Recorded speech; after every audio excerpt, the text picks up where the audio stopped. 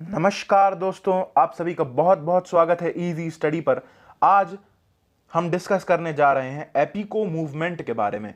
दोस्तों, एक सीरीज चल रही है एनवायरनमेंट से रिलेटेड टॉपिक्स के बारे में। तो अभी तक हम कवर कर चुके हैं चिपको मूवमेंट को। अब हम सेकंड टॉपिक कवर करने जा रहे हैं जो है एपिको मूवमेंट। दोस्तों, टाइम वेस्ट ना करते हुए हम अपने टॉपिक को स्टार्ट करने से पहले आपसे यह बोलना चाहेंगे कि प्लीज यदि आप नए व्यूअर हैं तो चैनल को सब्सक्राइब कर दीजिए। यदि वीडियो पसंद आ रहा है तो लाइक शेयर करना मत भूलिएगा। तो दोस्तों, एपिको मूवमेंट 1983 में शुरुआत हुई थी इसकी, या 1983 में यह चला था।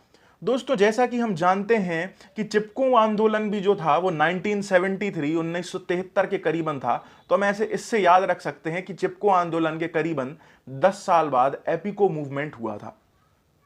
दोस्तों, एपिको मूवमेंट में कोई भी एक फेमस लीडर नहीं था, लेकिन एक व्यक्ति का नाम सामने आता है जिनका नाम है पांडुरंग हेगड़े। तो पांडुरंग हेगड़े जी ने बहुत ज्यादा प्रमुख भूमिका निभाई एपिको मूवमेंट में। दोस्तों, एपिको मूवमेंट जो है वो कर्नाटक में हुआ था। कर्नाटक के दो डिस्ट्रिक्ट हैं, उत्तर कन्नड़ और शिमोग डिस्ट्रिक्ट। उत्तर कन्नड़ और शिमोग डिस्ट्रिक्ट में कर्नाटक के जो वेस्टर्न घाट्स हैं, जिनको सह्याद्री रेंज भी बोलते हैं, वहां पर यह एपिको मूवमेंट हुआ था। दोस्तों, एपिको मूवमेंट को सदर्न चिपको मूवमेंट भी बोलते हैं या साउथ का चिपको मूवमेंट भी बोलते हैं। इसका कारण यह है कि एपिको जो शब्द है वो कन्नड़ भाषा का शब्द है। जो कर्नाटक में बोली जाने वाली जो मैक्सिमम लोगों द्वारा जो भाषा है वो कन्नड़ है। तो उस एपिको शब्द जो है वो कन्नड़ शब्द है। तो इसका हिंदी में अर्थ है चिपको, यानी कि टू हग। तो जैसे कि चिपको मूवमेंट में सभी लोग पेड़ों से चिपक गए थे उनको प्रोटेक्ट करने के लिए, सेम इसी प्रकार से एपिको मूवमेंट में भी लोग पेड़ों से चिपक गए थे ताकि वो पेड़ को प्रोटेक्ट कर सकें। दोस्तों, एपिको मूवमेंट का कारण क्या था, एपिको मूवमेंट हुआ क्यों था, अब हम ये जानते हैं। एपिको मूवमेंट इसलिए हुआ था क्योंकि कर्नाटक के ये जो दो डिस्ट्रिक्ट थे, उत्तर कन्नड़ और शिमोग डिस्ट्रिक्ट, ये अंडर डेवलप्ड डिस्ट्रिक्ट के लिस्ट में आ गए थे। यहां पे डेवलपमेंट कम हुआ था। तो इस वजह से यहां पे अर्बनाइजेशन शुरू हो गया, डेवलपमेंट शुरू हो गया। इसके साथ साथ यहां पे डैम कंस्ट्रक्शन भी शुरू हो गया।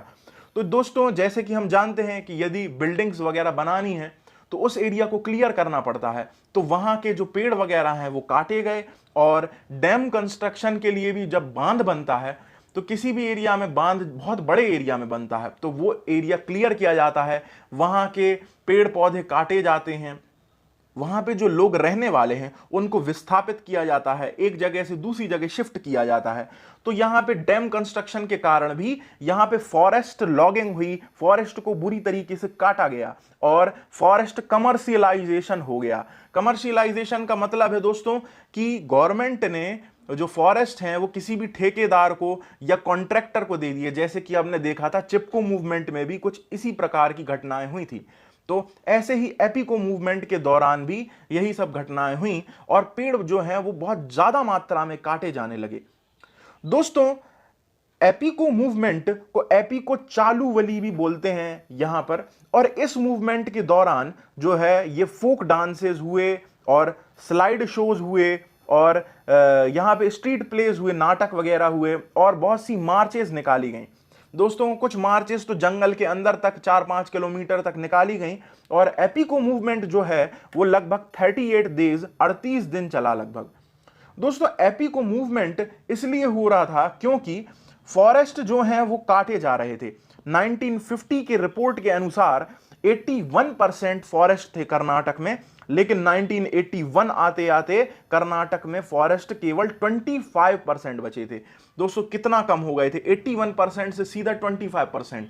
कितना ज्यादा ह्यूज डिफरेंस है ये। और फॉरेस्ट केरला के जो फॉरेस्ट थे वो 1905 में 44% थे, वहीं 1984 आते आते ये केवल 9% बचे थे। कुछ रिपोर्ट्स की माने तो 5% बताते हैं, लेकिन मैक्सिमम जगह मुझे 9% मिला। तो 9% फॉरेस्ट बचे थे केरला में, इतना कम मतलब फॉरेस्ट हो गए थे। तो अब दोस्तों, जब ये फॉरेस्ट कम होते हैं हम जानते हैं तो विभिन्न प्रकार की समस्याएं भी आती हैं, है ना। वहाँ पे क्या बोलते सूखा भी पड़ता है और लैंडस्लाइड भी हो जाती है यदि थोड़ी पहाड़ी एरिया है, ऊंचाई वाला एरिया है, सॉइल इरोजन होता है, तो विभिन्न प्रकार की समस्याएं आती है। वहाँ पे गर्मी भी ज़्यादा पड़ती है। तो यहाँ पे दोस्तों इन जगह पे फॉरेस्ट बहुत ज़्यादा कम हो गए थे और 38 दिन ये मूवमेंट चला, 38 डेज। और दोस्तों 3P, जो 3P है उसको मेन रीजन माना जाता है एपिको मूवमेंट का। 3Ps क्या है अब ये हम पढ़ते हैं। पहला P है पेपर, दूसरा P है प्लाईवुड और तीसरा P है पावर। तो पहला P है पेपर। पेपर इंडस्ट्री की वजह से, पेपर हम जानते हैं जो है वो पल्प से बनता है और पल्प जो है वो लकड़ियों से ही मिलता है। तो जब तक नहीं कटेंगे, जब तक लकड़ी नहीं मिलेगी तो पेपर नहीं मिलेंगे। तो पेपर इंडस्ट्री में पेड़ का बहुत ज्यादा यूज होता है, लकड़ी का बहुत ज्यादा यूज होता है, इस वजह से पेड़ काटे जा रहे थे। दूसरा P है प्लाईवुड। प्लाईवुड जो हमने देखा है वो प्लाईवुड भी लकड़ी से ही बनता है, तो उसमें भी फॉरेस्ट काटे जा रहे थे इस कारण से भी। और तीसरा कारण है पावर। अब पावर कैसे कारण है, जो हाइड्रो इलेक्ट्रिक पावर प्लांट या हाइड्रो इलेक्ट्रिक डैम वगैरह होते हैं, जो इनसे जो बिजली पैदा होती है वो, तो सीधी बात है हाइड्रो इलेक्ट्रिक जो डैम बन रहे हैं सबसे पहले, तो उस जगह पे जब डैम बनते हैं तो वहां पे पेड़ बहुत ज्यादा काटे जाते हैं, तो इसलिए भी तीसरा P जो है वो पावर है। अब इसी की वजह से दोस्तों एक चौथा P भी अराइज हो गया, चौथा P भी आ गया, वो था पॉवर्टी। जब यहां के दोस्तों नेचुरल रिसोर्सेज खत्म हो रहे थे, नेचुरल रिसोर्सेज का लॉस हो रहा था, नेचुरल रिसोर्सेज डिग्रेड हो रहे थे, तो इस वजह से वहां के जो लोकल लोग हैं वो गरीब होते जा रहे थे। अभी मैं बताऊंगा आपको कि लोग गरीब क्यों हो रहे थे यहां के। दोस्तों एपिको मूवमेंट जो है ये वेस्टर्न घाट्स, सह्याद्री रेंज में हुआ था और यहाँ का जो फॉरेस्ट है वो ट्रॉपिकल एवरग्रीन फॉरेस्ट होता है। ट्रॉपिकल फॉरेस्ट जो ऐसा फॉरेस्ट होता है जिसको बोलते हैं हम उष्णकटिबंधीय, हिंदी में बोलते हैं इसको हम उष्णकटिबंधीय वन। तो ये वन ऐसे होते हैं जहां पर रेनफॉल हाई होती है, मॉइस्चर यानी कि नमी जो है वो भी थोड़ा हाई होती है और टेम्परेचर भी थोड़ा सा 25 डिग्री के ऊपर, मतलब 30 डिग्री के ऊपर ही होता है ना। और ये ट्रॉपिकल एरिया में आता है ये वाला रीजन। तो दोस्तों यहां पर जो है बायोडायवर्सिटी भी जो है, यानी कि जो जैव विविधता है वो कई प्रकार से होती है, मतलब कई किस्म के यहाँ पे पेड़ होते हैं और कई किस्म के यहाँ पे जीव जंतु पाए जाते हैं, है ना, इंसेक्ट्स पाए जाते हैं इस एरिया में। दोस्तों ये जो पेड़ कटने की वजह से, अभी हमने डिस्कस किया कि पेड़ जो है वो कटते जा रहे थे, तो पेड़ कटने की वजह से कर्नाटक, महाराष्ट्र, केरला, तमिलनाडु इस वाले एरिया में ड्रॉट पड़ रहा था, यानी कि सूखा पड़ रहा था। तो सूखा पड़ने की वजह से जब पेड़ कटते हैं, हमें पता है जो पेड़ हैं वो वाटर लेवल को मेंटेन करते हैं, लेकिन पेड़ जब कट गए थे तो यहाँ का वाटर लेवल धीरे धीरे कम हो रहा था, तो इस वजह से यहाँ सूखा पड़ रहा था। एक वजह और भी थी कि जो गवर्नमेंट ऑफ इंडिया है उसने यहाँ पे सागौन के पेड़, टीक ट्रीज लगवाए और यूकेलिप्टस के पेड़ लगवाए। दोस्तों जो यूकेलिप्टस के पेड़ होते हैं वो वाटर रिसोर्सेस को ड्राई कर देते हैं, जो नेचुरल वाटर रिसोर्स है उसको सुखा लेते हैं। जो लंबे लंबे व्हाइट से कलर के पेड़ होते हैं, आपने देखे होंगे यूकेलिप्टस के पेड़, बहुत ही ऊंचे ऊंचे होते हैं। ऐसा माना जाता है कि ये पेड़ जो है वो उस एरिया का पानी सोख लेते हैं। कुछ लोग तो ये भी बोलते हैं यदि किसी एरिया को बंजर बनाना है, हमें सुखाना है वहां का वाटर रिसोर्सेस, तो यूकेलिप्टस के पेड़ लगा दो।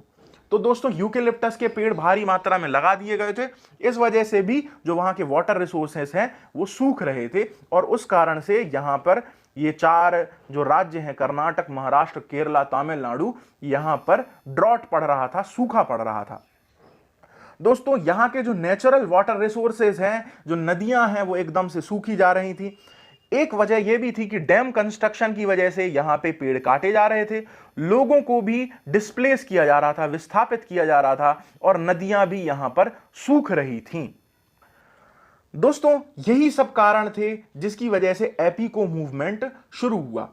एपिको मूवमेंट जो शुरू हुआ, लोगों को समझ में आया कि पेड़ जो है वो काटे जा रहे हैं, ऐसे ऐसे तो नेचुरल जो है, नेचुरल एनवायरनमेंट है वो तो समाप्त हो रहा है और गवर्नमेंट तो कमर्शियलाइजेशन के लिए लगी हुई है, अर्बनाइजेशन के लिए, डेवलपमेंट के लिए लगी हुई है, उसको तो एनवायरनमेंट का कुछ ध्यान ही नहीं है, उसको एनवायरनमेंट की चिंता ही नहीं है। तो इस वजह से यहाँ के जो लोकल लोग थे, ट्राइबल लोग थे, ये लोग सारे लोग इकट्ठा हो गए और एपिको मूवमेंट चलाया इन लोगों ने। इन लोगों ने एक स्लोगन भी दिया, उबसू बेलेसू और बलासू। उबसू बेलेसू और बलासू। उबसू का मतलब होता है सेव, और बेलेसू का मतलब होता है ग्रो, और बलासू का मतलब होता है रैशनल यूज। सेव यानी कि हमें फॉरेस्ट को कंजर्व करना है, फॉरेस्ट को सेव करना है, जंगल को बचाना है, यानी कि कटने से बचाना है, खत्म होने से बचाना है। ग्रो यानी कि एफॉरेस्टेशन, है ना, या रिफॉरेस्टेशन बोल सकते हैं हम, कि दोबारा से हमको पेड़ लगाना है जहां पे पेड़ कट गए हैं, तो ग्रो, बेलेसू का मतलब होता है ग्रो। तीसरा है बलासू यानी कि रैशनल यूज। इसका क्या मतलब होता है? तो रैशनल यूज का मतलब होता है कि फॉरेस्ट रिसोर्सेज का हमें ऐसा यूज करना है कि वो पूरी तरीके से समाप्त ना हो जाए, मतलब हमें ध्यान से उसका यूज करना है और आगे आने वाली पीढ़ी के लिए भी फॉरेस्ट रिसोर्सेज को बचाकर रखना है, यानी कि सस्टेनेबल यूज करना है, उसका रैशनल यूज करना है, यही मतलब होता है। तो दोस्तों इसके कारण यहाँ के लोग जागरूक हुए और 1984 से 1985 के आसपास लगभग 1.2 मिलियन सैपलिंग्स लगाए गए सालकनी सिरसी में। 1.2 मिलियन सैपलिंग यानी कि लगभग आप बोल सकते हैं 12 लाख पौधे लगाए गए लगभग। तो यहाँ के लोकल जो लोग हैं, जो अपने यूथ लोग हैं, उन लोग सामने आए और उन लोगों ने पेड़ पौधे लगाए। इसके लिए बहुत ज़्यादा उन लोगों ने मेहनत की, उन लोगों ने काम किया दोस्तों। और उन लोगों ने क्या हुआ, जो फॉरेस्ट डिपार्टमेंट है उसने भी बहुत से पेड़ लगाए, लेकिन फॉरेस्ट डिपार्टमेंट ने एक यहाँ पे बहुत बड़ी गलती भी की जो सामने आई, कि फॉरेस्ट डिपार्टमेंट ने फर्टिलाइजर्स का बहुत ज़्यादा ओवर यूज कर लिया, जिससे जो पेड़ जो लग रहे थे ना वो भी बेहतर तरीके से नहीं लगे, और जो वहाँ पे सॉइल के न्यूट्रिएंट्स हैं वो नेचुरल न्यूट्रिएंट्स समाप्त कर रहे थे, है ना, ज़्यादा फर्टिलाइजर्स का यूज करके। हम जानते हैं कि किसी भी जगह पर ज़्यादा फर्टिलाइजर का यूज कर दो तो वहाँ के पेड़ जो हैं, पौधे जो हैं, वो समाप्त हो जाते। जैसे कि हम जानते हैं कि हमें खाना अच्छा है, खाना हमारे शरीर के लिए अच्छा है जैसे इंसान के लिए, लेकिन यदि कोई ज़्यादा ओवर खाना खा ले तो क्या होता है, उसका पेट खराब हो जाता है, उल्टी होने लगती है ना, वो इम्यूनिटी डाउन हो जाती है, ये सब परेशानियां होती हैं। तो ऐसे ही फर्टिलाइजर का भी यदि ओवर यूज कर दिया जाए तो पेड़ पौधे ज़्यादा तेजी से तो नहीं उगेंगे, वो तो अपने समय के हिसाब से ही उगेंगे जितने टाइम में उग रहे हैं। यदि कोई पेड़ 5 साल में थोड़ा बड़ा हो रहा है, 6 फुट का हो रहा है, तो ऐसा नहीं है कि ज़्यादा फर्टिलाइजर डालेंगे तो वो 5 साल में 10 फुट का हो जाएगा, वो बढ़ेगा अपनी उसी ही स्पीड से।